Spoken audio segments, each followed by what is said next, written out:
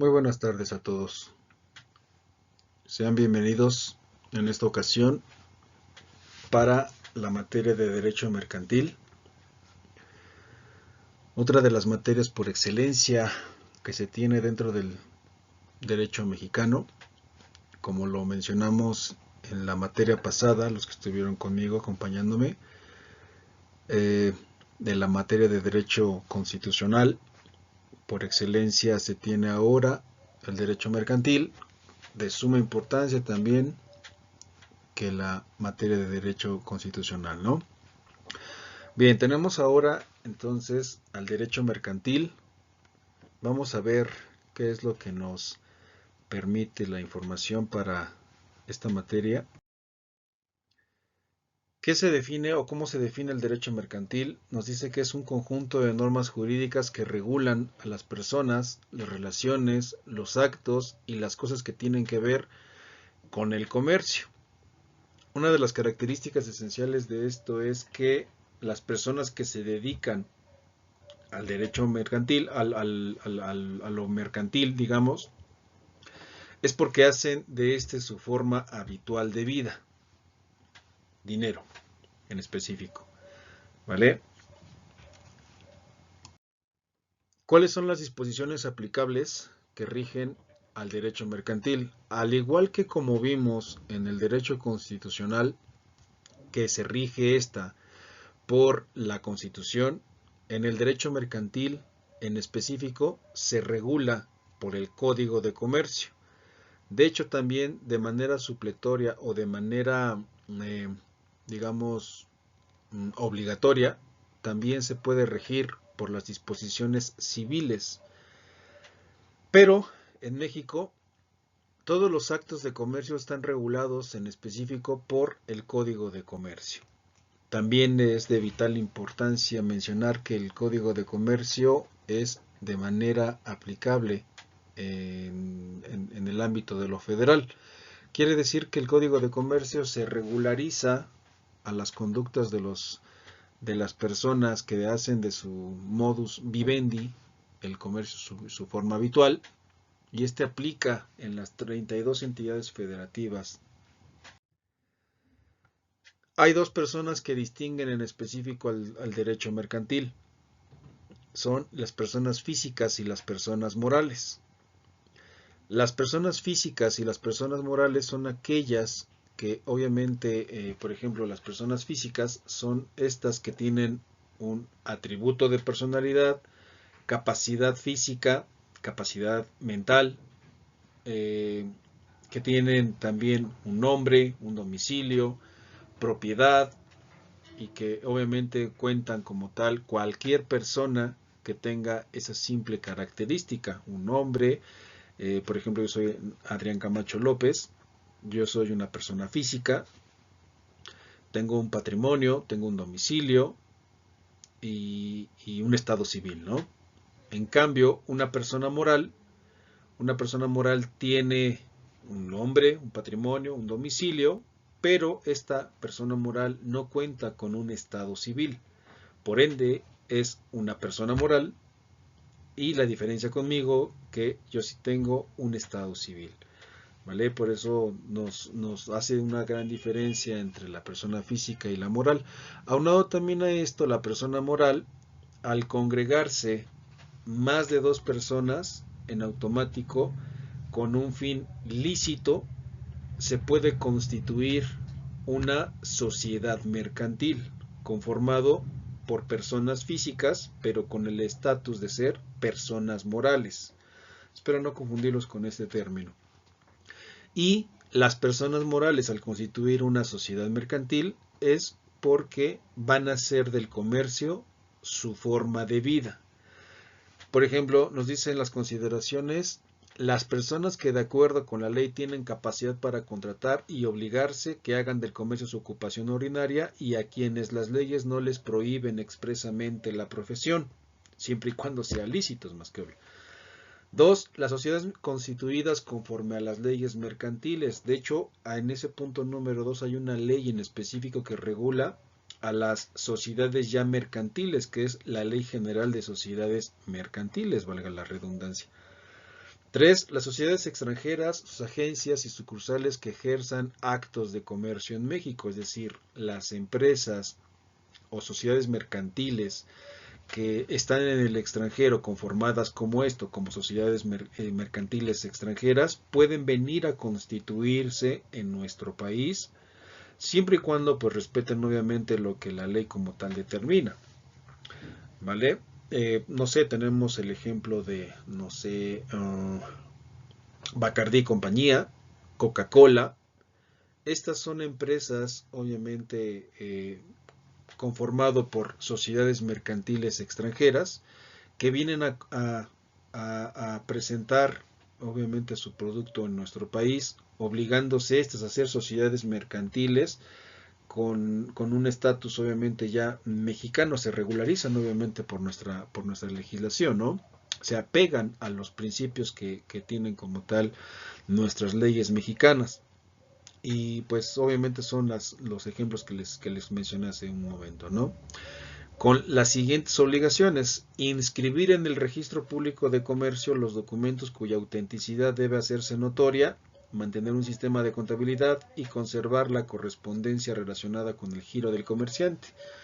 Es decir, estas empresas que se constituyen en nuestro país como sociedad mercantil extranjera deben también de tener o de tramitar un acta constitutiva, que esta es como si fuese el acta de nacimiento de las personas, nada más que en específico es para la sociedad mercantil.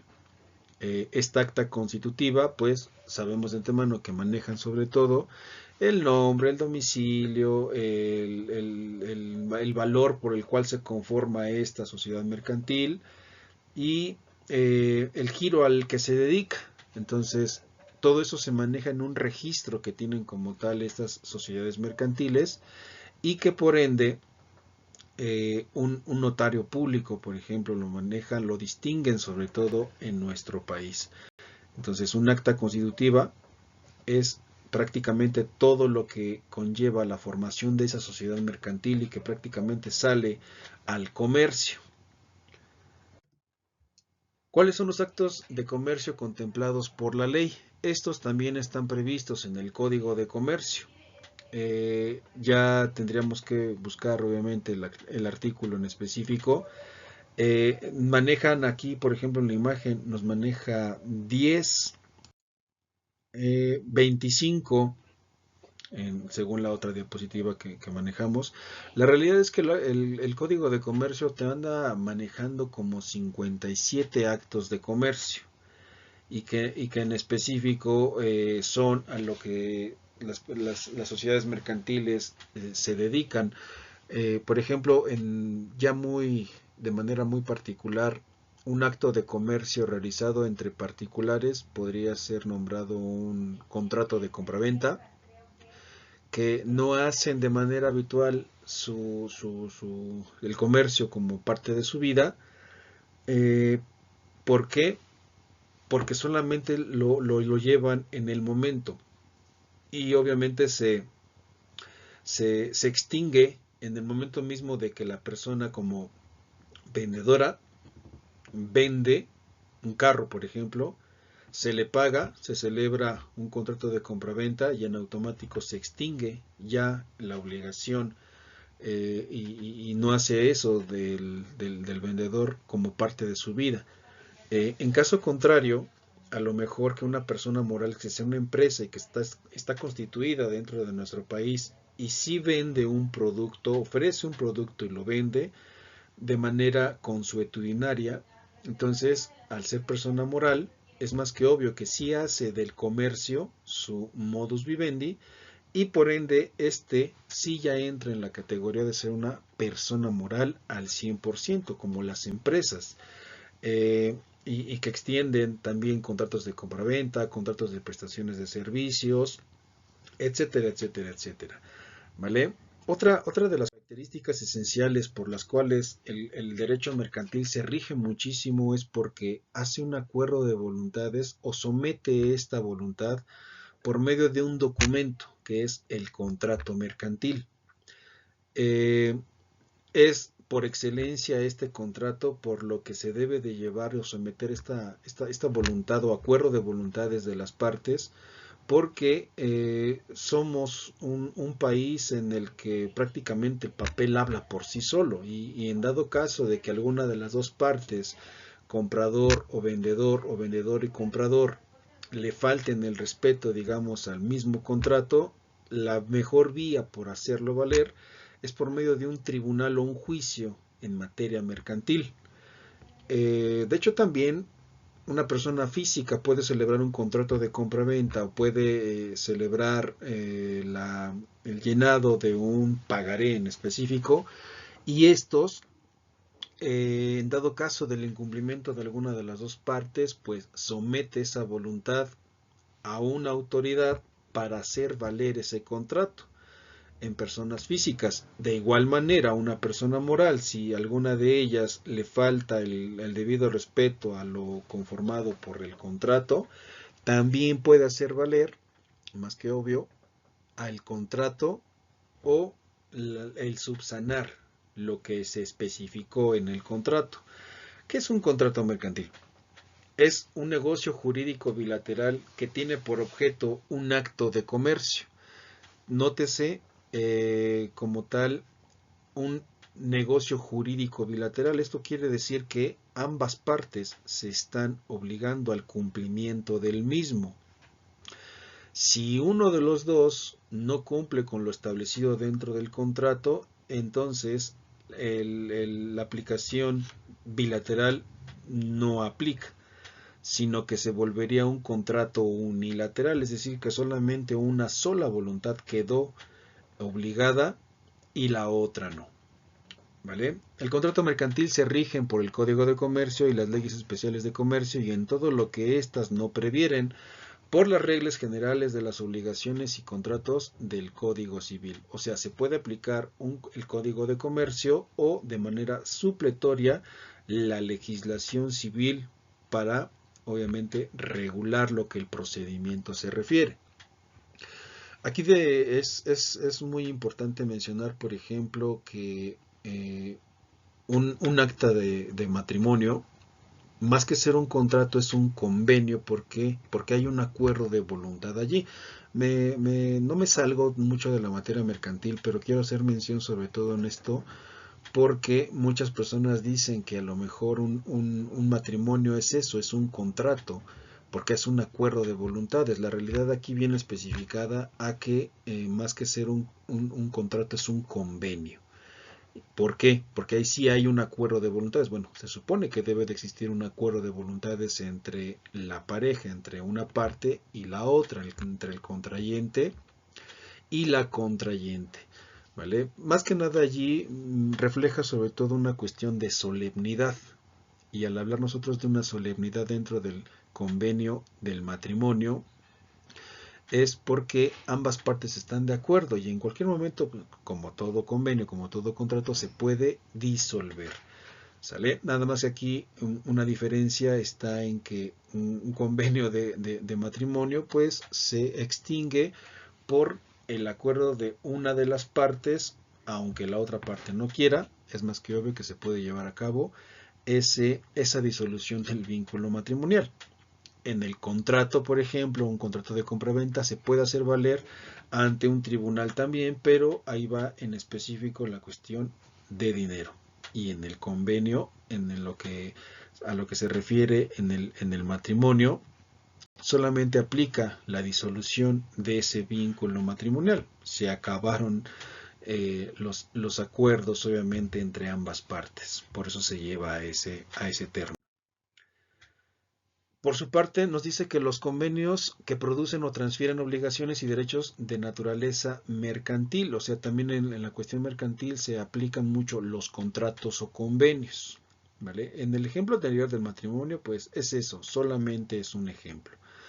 Entre los contratos mercantiles regulados por las disposiciones de naturaleza mercantil encontramos las agencias, las cesiones de créditos comerciales, la comisión mercantil, la concesión mercantil, la consignación mercantil, la compraventa mercantil, la permuta mercantil, los diversos contratos de seguros, los diversos contratos de transporte, depósito mercantil, fianza, fideicomiso, garantía, suministro, tiempo compartido y otros. O sea, en las diapositivas anteriores, como les mencioné de los actos de comercio, ¿qué tanto es lo que contempla la ley para poder llevar a cabo esto, un acto de comercio?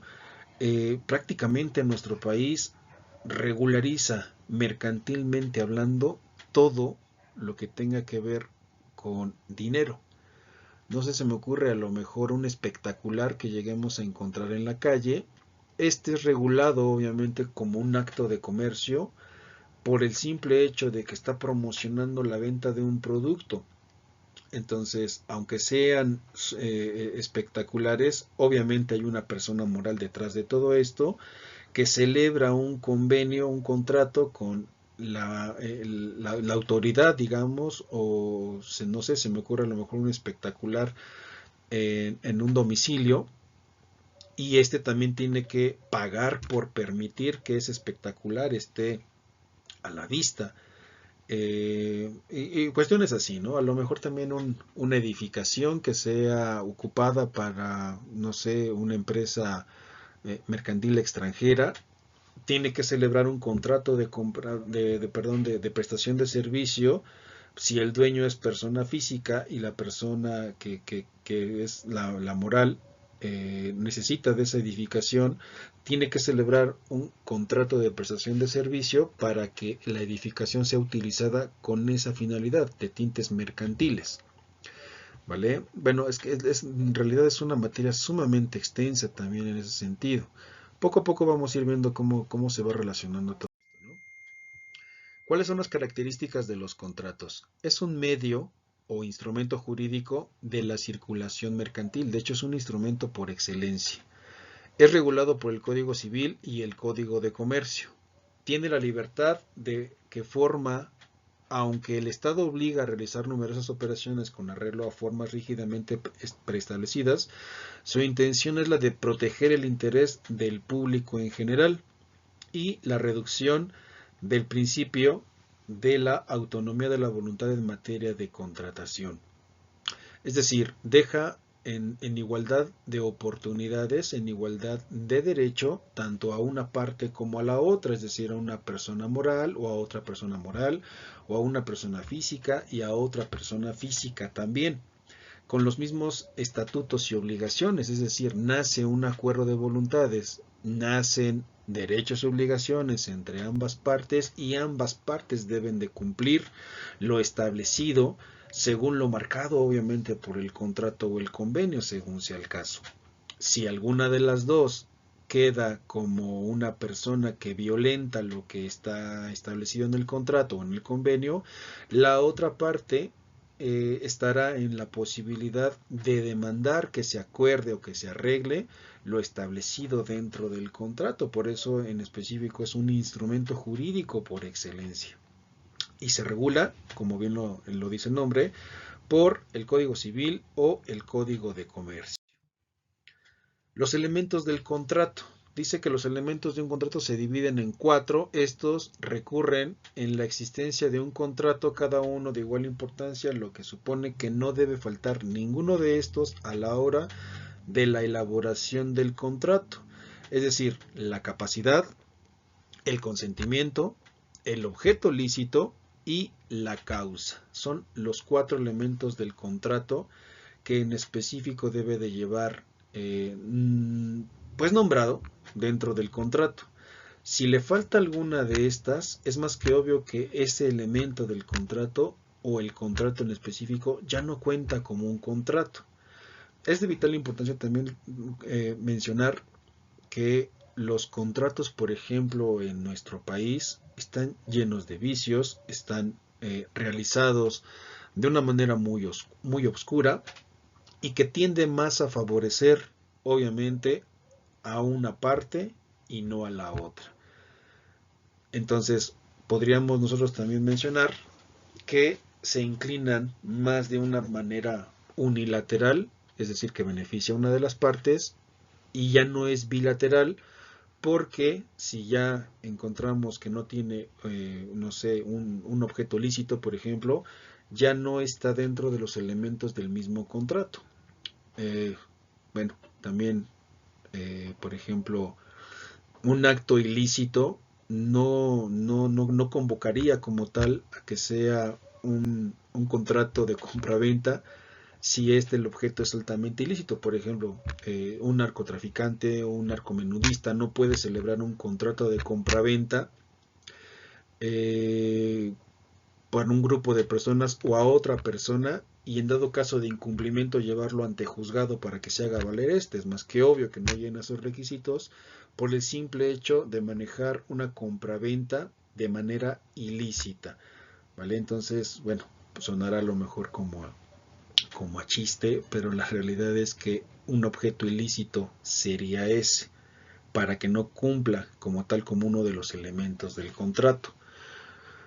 Eh, Podría ser, no sé, a lo mejor un contrato de compraventa en donde yo soy el vendedor de un vehículo y la otra persona que es el comprador, si está en específico que me tiene que pagar, por ejemplo, el vehículo para yo entregárselo, me paga el vehículo, pero no le entrego el vehículo mismo, es más que obvio que entonces el comprador pueda hacer valer ese contrato ante la autoridad competente para que se le restituya ese daño, ¿vale? Entonces, un detrimento que sufrió esta persona y obligando obviamente a que la autoridad a mí me tiene que hacer la obligación de entregar el vehículo o regresar el dinero, ¿vale? Bueno, hay muchísimos ejemplos en esta tesitura que se pueden llevar como tal a cabo.